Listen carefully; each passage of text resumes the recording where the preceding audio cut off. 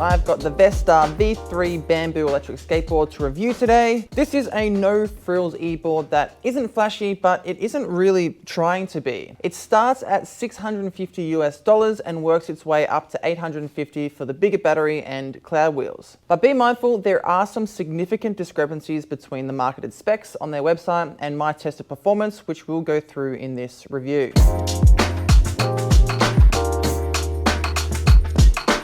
The Vestar V3 Bamboo is an electric skateboard for someone who doesn't care about all the extra bells and whistles and just wants an e-board to ride. This might be a good option if you're tempted to get into the DIY eSkate scene but not sure where to start. This board is a good base that allows you to play around with lots of little things and replace parts to upgrade it. If the thought of tinkering with your e-board makes you shudder, then I'd steer well clear of this one. So with that, let's get stuck into the Vestar V3 Bamboo review. The Vestar V3 Bamboo is the only one in its longboard lineup of this particular shape to have a mix of bamboo and fiberglass, which allows it to maintain some flexibility while being durable at the same time. It's painted black underneath and is topped with black standard skate grip tape on top. In fact, everything on this deck is black. It's kind of Vestar's thing.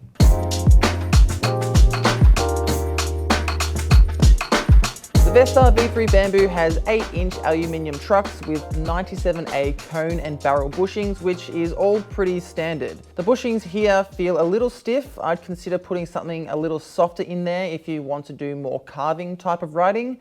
On the flip side, it did make the board quite stable at higher speeds. I didn't encounter any speed wobbles during my top speed test or throughout my entire ride.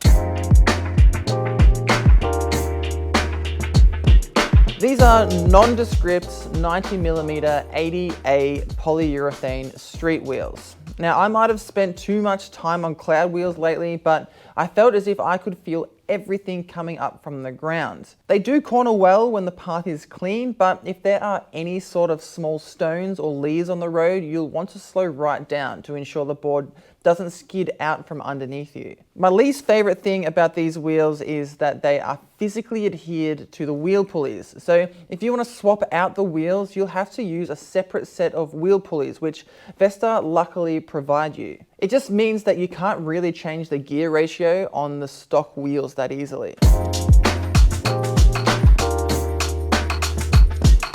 The Vestar V3 Bamboo is kitted up with dual 1500 watt belt drive motors which get the job done. Almost.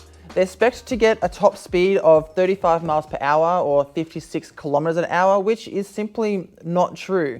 The highest speed I got was 24.1 miles per hour, which is 38.9 kilometers an hour, and I was at full throttle. Even if I turn the board upside down and max out the throttle, the fastest it gets to on the remote is 25 miles per hour or 41 kilometers an hour. I mean, it's not even close to what they say it can do. As for hill climbing, it's supposed to be able to climb a slope with a 35% hill grade, which I highly doubt. I went up my standard hill, which has a max slope of around 12%, but my speed started crawling down to 11 miles per hour, which is 18 kilometers an hour at the steepest point. And it did seem to struggle a bit here. Anything steeper or even just that steepness for a prolonged period of time, I feel like it would have slowed down even more. The main issues that I had with the board were surrounding these motors. On my first ride, not even 5 minutes into the ride, one of the motor mounts had slipped off the trucks and fallen towards the ground. I went home and I moved it back into place and tightened it back up. I go back out to ride and it happens again. At this point, I message Paul from Vestar to let him know, and he advises me that the bolts on the motor mounts might not have been tightened enough in the factory and that I can easily fix it myself. He sends me a video on how to fix it, so I follow his instructions and that pretty much resolves the falling mounts problem. Before I head out, I test the motors again just to be safe, and I can hear this loud clicking noise.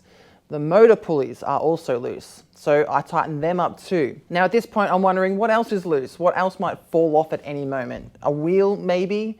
I just have zero confidence riding this thing.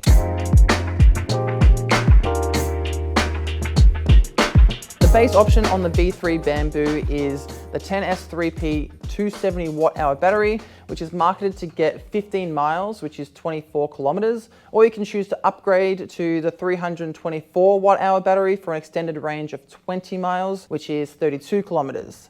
The sad thing about my ride is that I wasn't able to complete the range test. I got about 10 kilometers into the ride when something unexpected happened. I was going up a slight hill, nothing that the cheapest of e-boards couldn't handle, and the Vestar V3 completely disconnected from the remotes. I was kicked forward and I had to jog a few meters to keep my footing. The remote's display showed that the board still had half bars of juice left, so I tried to reconnect the board to the remote, but the board just wouldn't turn on. When I got home, I was able to turn the board back on after about 20 minutes of letting it sit, and it paired with the remote fine. I'm not entirely sure what happened, but that's definitely not supposed to happen. After this and the loose components around the motors, I have zero faith in this board, so I've just chosen not to ride it any longer.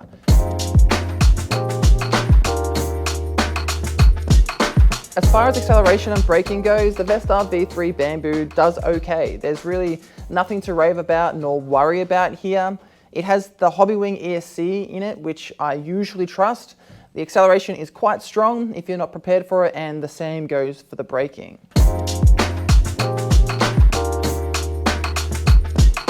This is a Hobbywing remote, which Vestar have created their own mold for. It's kind of cool looking and it's comfortable in my hand. It has a display that shows your speed, trip distance, odometer, speed mode, and battery level for the remote and the board, among a couple of other things. It has 4 speed modes, 1, 2, 3, and 4, reverse, and cruise control. And you can't change the speed mode while you're riding, which is a welcome safety feature. For some reason, the battery indicator for the board is labeled with an A. The remote side has an R, which makes sense, but the board is an A. I think that's just an attention to detail oversight on Vestar's part.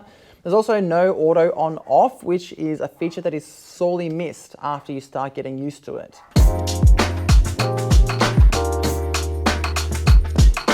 Aside from the exaggerated performance specs and the mechanical issues, Vestar also claim their board is waterproof, while at the same time saying you should avoid water intake at the power button and charging port.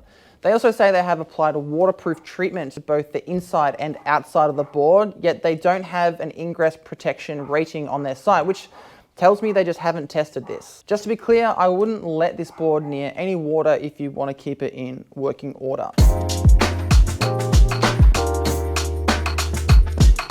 Overall, I'm kind of disappointed by the Vestar V3 Bamboo electric skateboard. Maybe I just got a dodgy board, because that does happen sometimes, but if I were a company sending my products out to reviewers, I'd be making damn sure they were in the best condition possible and double checking everything.